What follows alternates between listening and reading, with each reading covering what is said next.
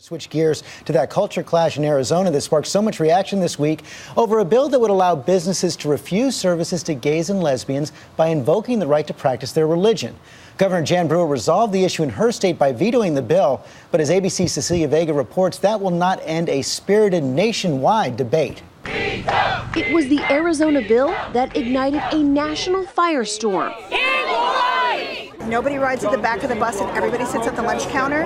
We fought that battle once, and that's what this battle is. With polls showing a public shift on gay rights, a majority of Americans now support same-sex marriage. The pressure for Arizona Governor Jan Brewer to veto the bill was fierce.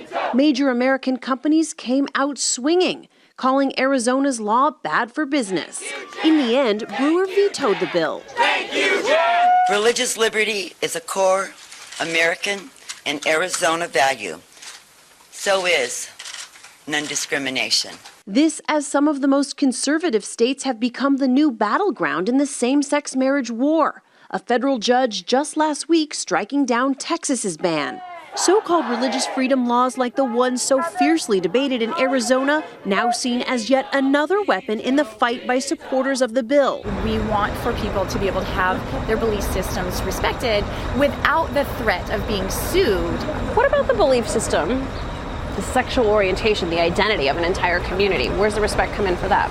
There needs to be some sort of mutual respect here. Proponents of the failed bill are still hoping to push it forward in other states, while gay rights supporters predict the same outcome. I think it was a serious miscalculation on the part of our opponents, and I'd be surprised if any of these gained real traction. For This Week, Cecilia Vega, ABC News, Phoenix.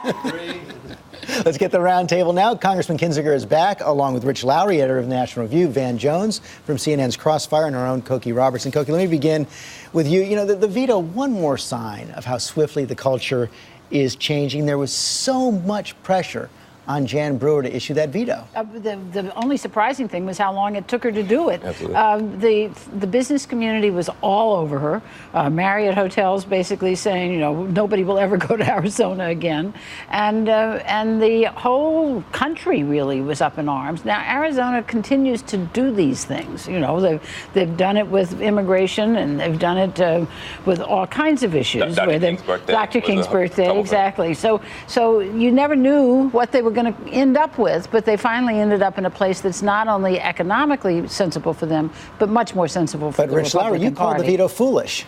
Yeah, this, if you get to the facts of this, the law was the subject of a tsunami of poorly informed indignation. It was two minor changes to the Religious Freedom Restoration Act in Arizona, which has been on the books for 15 years, was modeled on a federal law championed by Ted Kennedy, signed by Bill Clinton, and all it says is that if you're going to substantially burden someone's exercise of a religion, there has to be a compelling governmental interest at stake. So the idea that this would create an anti-gay jihad was completely false. Let me say a couple things about that. First of all, that so-called minor expansion, when people looked at it, it actually opened up a whole Pandora's box. More importantly, the only justifications for doing it were anti-gay justifications, and that's what really blew this thing up. They didn't say there's 57 problems. They said the problem has to do with gay folks. Now, I'm going to tell you one thing. I'm passionate about this, and a lot of people are. The one great achievement of the last century, we took out of American lexicon 6 words. We don't serve your kind here. We took those words out. It took the civil rights movement to do it. Dr. King got killed trying to do it. We don't serve your kind here is not acceptable anymore. Those no blacks allowed signs came down. We don't want to see no gays signs allowed in this country. And it was a very emotional issue. That's not what this law would have done. Absolutely would. If you own a coffee shop and you refuse to serve a gay person, one, you're an idiot. Two, you're not going to have a defense of under this law because serving someone coffee is not a burden on your religion. The cases we're talking about that are relevant here is bakers, florists, photographers who are evangelical Christians or Catholics who say, I don't have any problem with gay people, but I don't want to participate in a gay wedding because I have conscientious objections to it. And there have been cases where people have been punished, Van, for that, reported to the authorities for sanctions or fines. That is wrong, and that's what is trying to be addressed here. One of the reasons that it's so important to draw these lines is that we have some cases right now in the Supreme Court which are saying that people who are business owners, not religious religious institutions and not religiously affiliated institutions like Catholic hospitals, for instance.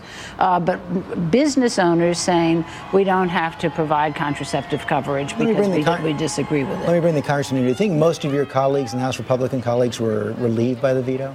Well, look, I think what's very interesting about all this, and as a federal guy, I try not to always get involved in other states that I don't live in, but I'll tell you what's it always works out. But what's interesting is the politics of this. I mean, if you look at something became whether, unjustifiably or justifiably a very big deal, you had the NFL threatening to pull out, you had bans being threatened. It's interesting to see how the politics on this issue works now, where you can bring, in essence, the free market in to bring pressure on state government. In some ways, I've read someone said the Fortune 500 has become the most effective lobby for gay rights right now. But let me press you on this, Van. You made a passionate case right there. What about those who argue that, how about live and let live? If a florist doesn't want to work at a gay wedding, then the couple can go somewhere else. Sure. A couple things. First of all, this idea that you can blame religion for bigotry. I heard that growing up. I had white adults tell me God separated the races after the flood, after Noah's Ark. So therefore, it's a religious obligation for us to maintain segregation. You can't, look, if you want to be a bigot in your own time, that's fine.